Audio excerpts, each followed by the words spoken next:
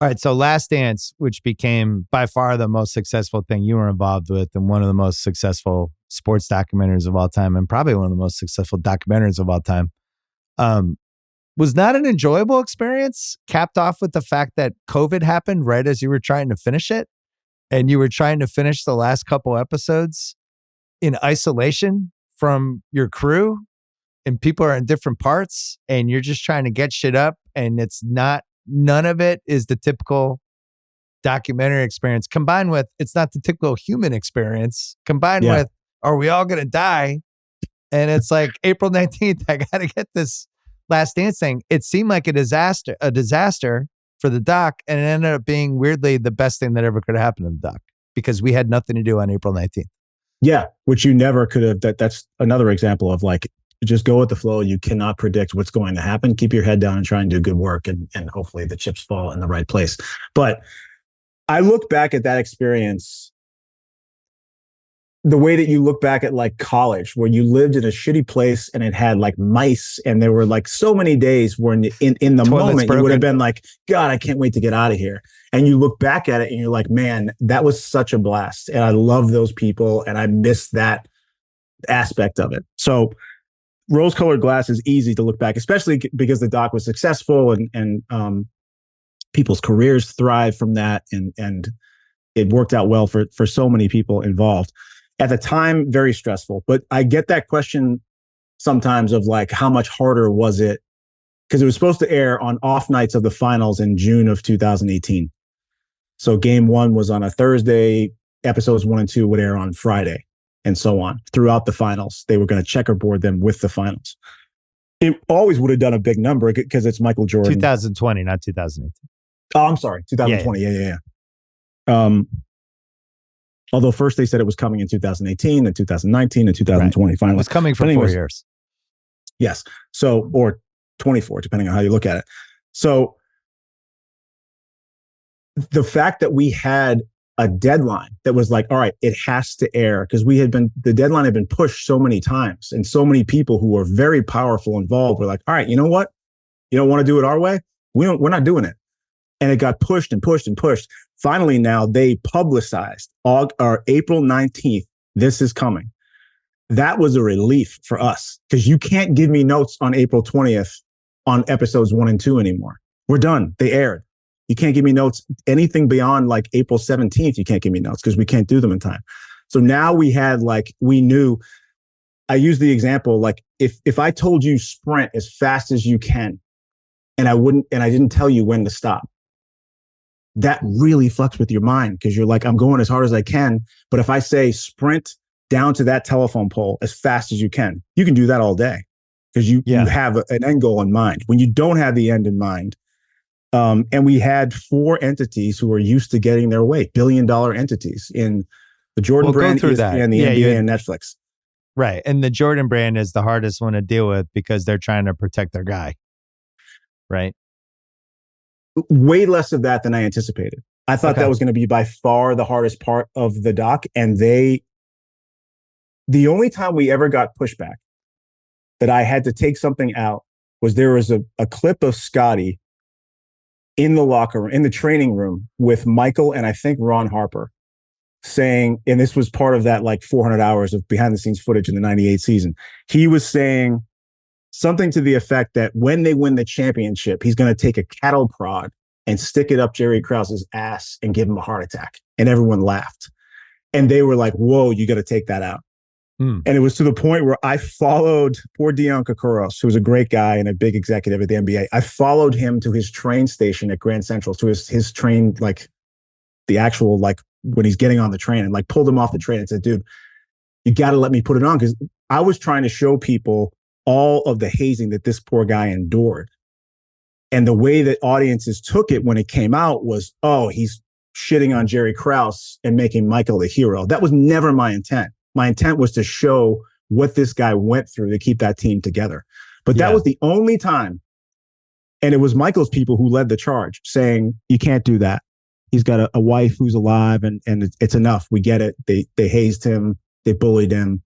But that was the only thing. Like, they went from the beginning of the process saying, You don't need to interview Michael. He's been interviewed 8,000 times. Any soundbite you need, you can find. No baseball, no gambling, no dad. They wanted just the 98 season when we started. This was in 2016 when we're first meeting with them, all the way to 2020. And they really weren't giving pushback on that level. What we were getting was a lot of pushback from everybody on things like, Michael doesn't listen to hip hop. There can't be hip hop in this. Or use this angle instead of that angle. It was little things like that. Things that I didn't anticipate them trying to interfere with, they interfered with. And your musical choices. A lot of times, yeah. But hey, why are you using that song? What about this song instead? Which is like, if you're a director, it's a direct violation. Once you're suggesting alternate musical choices, but that thing is, you're working with people that had never made one before, so they don't. I remember I said to someone on Michael's team, I was like, "Listen, all due respect, it would be like if I came to you and told you how to design and sell a shoe." Yeah, and they were like, "Totally get it, but this is the way it is, and you're going to have to deal with it." And right. I was like, "Okay." Well, so for people listening who don't really understand how hard it is to make a documentary, because you're going into the all-time rabbit hole for a year, in this case, a couple years. You're interviewing all these different people. You're cataloging the interviews, trying to remember what sound bites might pop. You're also cataloging all of the archive video at the same time. You're trying to build some sort of outline. Then you're trying to figure out which interviews, which pieces can I use to help tell my story of this archive. So you have that whole process. But now you're getting notes too. Once you start having like the super duper rough cuts or whatever, and you're sending stuff out. But you're sending out, normally the best case scenario is you're sending it to one place and they're giving you notes back. 2 is doable.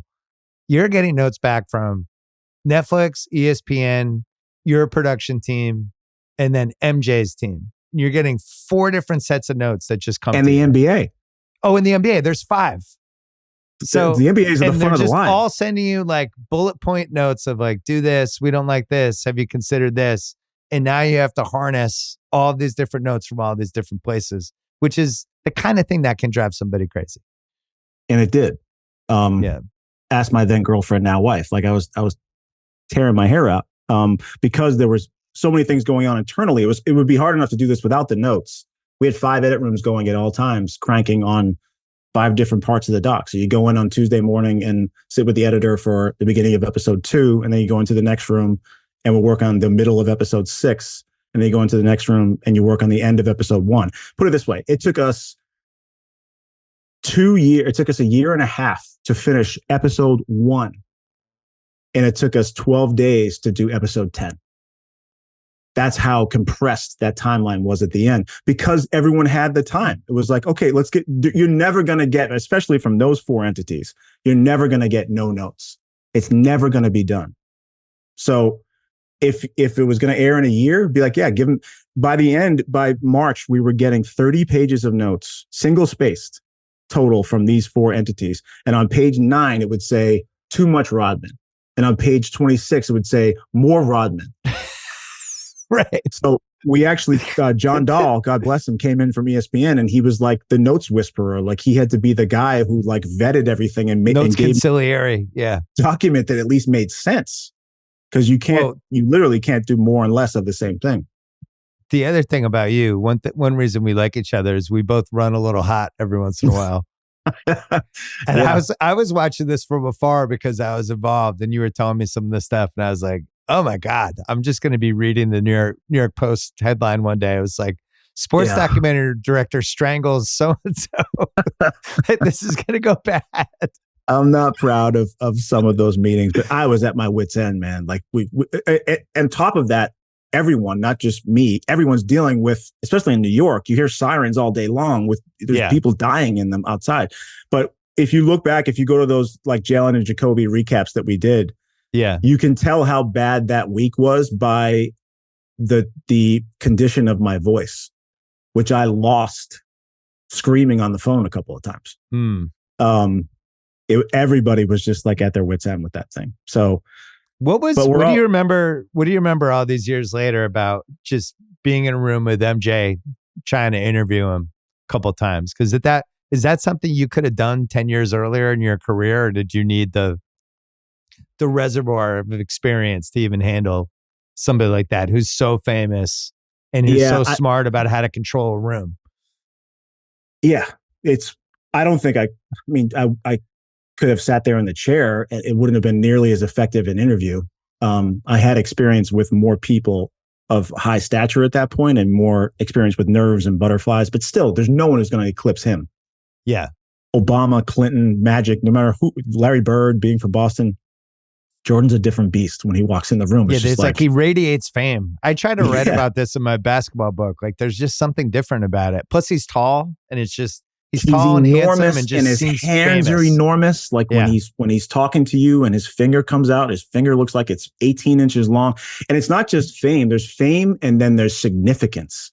Yeah. This guy is like talking to Santa Claus. It's like talking to the Statue of Liberty. Like this is something, he's a staple in my childhood, an indelible staple on what I wore, what was on my wall, what we watched on TV, what we acted like. And it doesn't even seem like he's a real person. He's like a folk hero. So when you meet him, it's like, wait a second, this guy actually his nose itches sometimes. Like he actually has to clear his throat sometimes because you always see everything too is like edited. Everything I'd ever seen was like edited and put together. So to see him just operating in the world as a normal guy and laughing at jokes and stuff. His team was smart enough to put me in front of him a few times before we actually sat down to interview. So I got to spend like an hour here or there with him. So at least he knew. So he's a little camaraderie with them. He would have said yes to anybody, I'm sure, but they vetted me. And then I could demonstrate to him a little bit at a time that I wasn't going to be the guy posing for pictures. I wasn't going to fanboy out. And I had some modicum of knowledge of what I was talking about. I remember he quizzed me the first time we met. We were talking about his 63-point game against the Celtics because I was there. That's the only time I'd ever been in the same room with him in my entire life before that meeting in 2017 was at that game with my dad. And he was like, when was that again? And I was like, April 20th, 1986. It was game 2, blah, blah, blah. So little things like that, I could prove to him that like I knew what I was talking about. I had read the books. I'd done the research. When I met with Phil Jackson, we went to his house in Montana and he literally slammed the door in my face. Tolan and I went up to the door, rang the bell, and he said, can I help you? He thought we were like fans who had found his address. And we were told through other people that he knows you're coming. He did not know we were coming. He literally slammed the door in our face. And then he called his daughter who knew some people at the NBA and they vouched for us. So he let us into his house and we set up in the backyard. And he said, who's in charge? And I said, I am. And he said, what kind of research have you done? And I told him that for 2 years, I had read over 10,000 pages and like I am the one telling this story for better or worse. Same thing with Isaiah. Yeah. He pulled me aside and said, what kind of research have you done for this story? Of course, everyone, they know they kind of have to do it. MJ sent a letter to 105 people saying like, Jason's team is going to call you. I vouch for this doc. I'm participating. I hope you'll participate too. So everyone except Karl Malone and Brian Russell said yes to us. So, but they wanted to know that they were in good hands. And I'm sure, obviously people in the interim have mixed feelings about their participation and what the doc said and what it didn't say and all that. But it was a process. Yeah, that was an interesting outcome of that. I mean, that's like when a documentary gets big enough, and especially if you're framing it a certain way over 10 episodes, right? The person it's about is going to be the hero. And then everybody that goes against the hero, they're not the villains necessarily, but it's the sports movie and they're on the other team of the sports movie. Mm-hmm. And, I really like Isaiah. And like when we had our Bad Boys experience with him, Jalen and I got to watch him watch the Bad Boys doc in real time because he hadn't seen it. And he was so emotional watching it because I just feel like he's really torn up that team and Isaiah himself just didn't get the credit they probably deserved. So when I was watching it, that it was the best and the worst of them because sometimes he can't help himself either, right? So he had a couple quotes. Those guys are wired that way. Yeah, where you're like, I have to use that. Like he said it. But then you think like the shocking thing to me was Pippen though, how mad Pippen was about it. And it really seems like they've had a breach ever since, right? Like Pippen and Jordan, this feels really bad. Like I don't feel like Pippen's like 100% recovered from the doc, and I don't really fully understand it. I can't speak to their relationship. I can't obviously speak to the making of the doc and Scottie's role as a main character in that doc. Put it this way. I cared so much about showing the full context of the decisions he made in taking that shitty contract and why he was doing the things he was doing, that we went to Hamburg, Arkansas, to show that he came from this place of abject poverty where 11 people lived under one roof in a shack with 2 of them in wheelchairs. This was a guy who was taught from the time he was a little kid that it can all go out the window if you step on the wrong step and you fall down and you have a terrible accident, or his dad has a stroke in front of him at his kitchen table. His dad's in a wheelchair most of his That's why he took whatever it was, 17 million over 8 years or over 7 years or whatever that contract was, which they told him not to take and blah, blah, blah. But we dedicated an entire episode to him, which was the second episode. Michael gets the first, Scottie gets the second, Dennis gets the third, and Phil gets the fourth. That was always the plan. And I knew that we had to show the migraine game because that's when they could not overcome the Pistons in Game 7 of 1990. Scottie gets a migraine and they lose. You have to show that. And during you the social media era, that goes a lot worse for him, I think. The migraine. Way game. Worse. Yeah. Way worse. And believe me, we could have leaned into a lot of these things. And I'm not out there to ruin anybody's life. And there were more inflammatory sound bites we could have used about people's feelings on his team about that. But I felt for the guy and I thought like, all right, he's had enough. Like he says he's seeing double. Michael said he says he had a migraine. If he has a migraine, what can I say? I mean, Michael said enough right there. Yeah. Then you have to show what's going on with the Bulls while Michael is off playing baseball. Because this is a doc about the Bulls dynasty. As much as people wanted to call it the Michael Jordan doc, it's about the dynasty. Of course, it stars him. He's the alpha and the omega. In those 18 months when he eventually decides to come back, part of it is because what's going on with the Bulls. Yeah. Yes.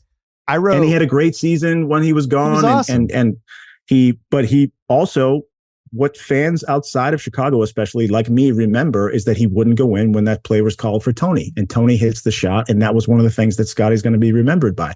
We had to include that.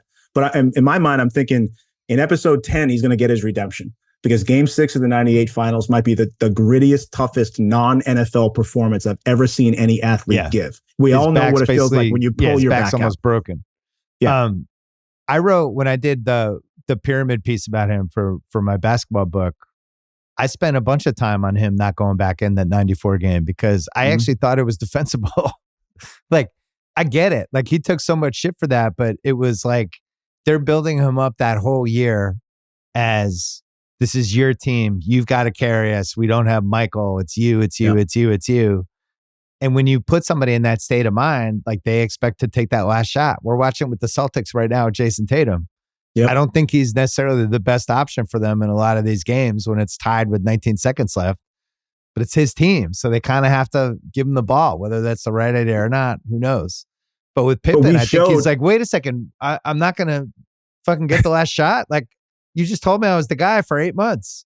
But they ran that play earlier in the season. And it worked. In the exact same situation, and it worked. And by the way, what goes unsaid is how clutch is Tony Kukoc to hit that shot. Right. It was a really tough shot. But yeah, it's too bad that he got stuck with that. I thought he was treated fairly in the totality of the doc. I thought you did a really good job covering all of him. I have my theory, which is that he hasn't watched the whole thing and was told by so many people they did you wrong that he was just like, all right, I'm not going to watch it. That's my theory. I'll never get to talk to him again about it. And I regret the way that anyone would feel bad coming out of it. But if everyone feels great about a doc at the end of it, then you probably didn't do your job because we're not there to make friends with these guys. Yeah. Did you created the iPad thing, right? That was you. Did anyone do that before you? The Maisels did it during Gimme Shelter when they showed Mick Jagger. Oh yeah, you're right. I just don't remember like, here's an iPad, will you watch this and narrate? If that's happened before Last Dance, I don't remember it. I think it's been used in other mediums. We did it, a dumbed down version of it in Bernie and Ernie, where I was showing Ernie Grunfeld, Bernard King talking about being beaten by the cops while he was at Tennessee. Now, we didn't shoot it the right way, and I was learning as I went. The way you shot it, I felt like was unique because just him getting it, like the look on his face. And he knew it was coming. It was like, and we couldn't have he was like foreseen performative with it too, in a way that made it more fun. I just don't remember seeing that before.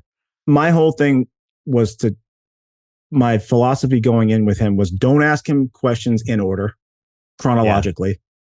Keep him on his toes. And when I would look at him in the chair, I would make a mental note of like his shoulders are in line with that table behind him. Once they go down below that table and he's sagging and getting sick of talking to me, pull out the iPad. Right. As a little gift, as a little treat, as a little toy to almost play like with. A 3-year-old.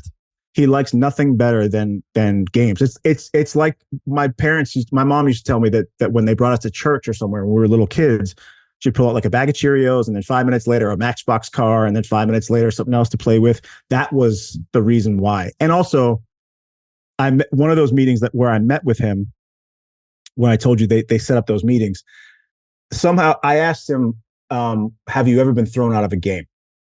And he was trying to remember, and somehow his fight with Reggie Miller came up. So I pulled my phone out and I Googled Michael Jordan fights. And this like 7-minute montage that some genius did on YouTube that would make him want to run through a wall came up.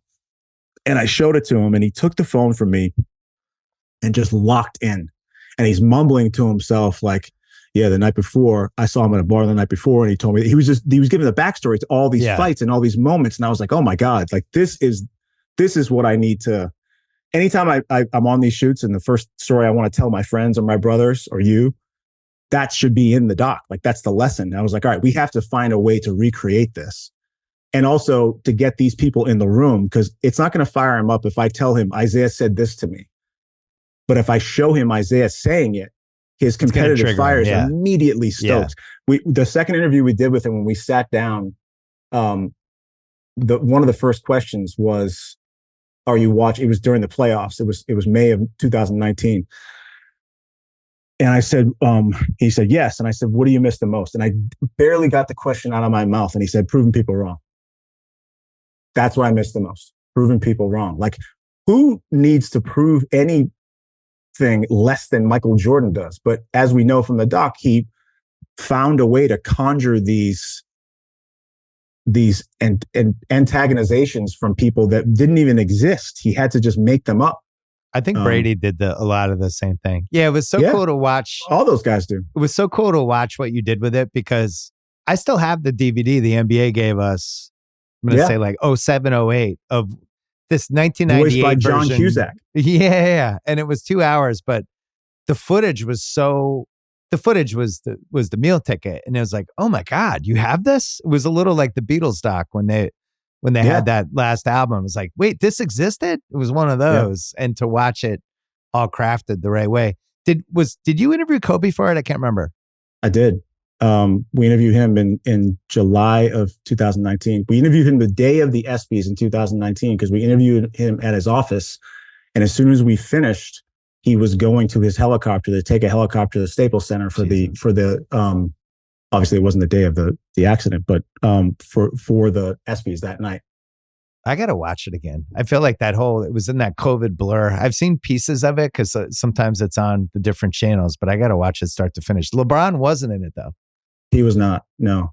Episode 5 was Kobe because that was the All-Star break. We had that footage of him at the All-Star game, and Michael saying in the East locker room, that little Laker boy is going to, I forget what he said. Right. He so MJ kind of, it seems like he had kind of blessed Kobe, but it's interesting to me that LeBron's not in it and wasn't really even mentioned in the doc, right? Once you open that door, then you have to have that discussion. And I was never interested in having that discussion. If people in a if they're at a bar and having this discussion about the GOAT, if they want to cite things that they saw in The Last Dance, great. But I never wanted to sit there, because what are you going to ask LeBron? And you know what he's going to say. He's going to say, I admired the guy. I wear 23 because of him. I grew up watching him. We'll show a picture of him wearing Jordans. Like there's going to be no surprises there. It doesn't help your 98 story. No, we're trying to keep it. Our present tense was the 90s, and LeBron was not a part of that story. That makes sense.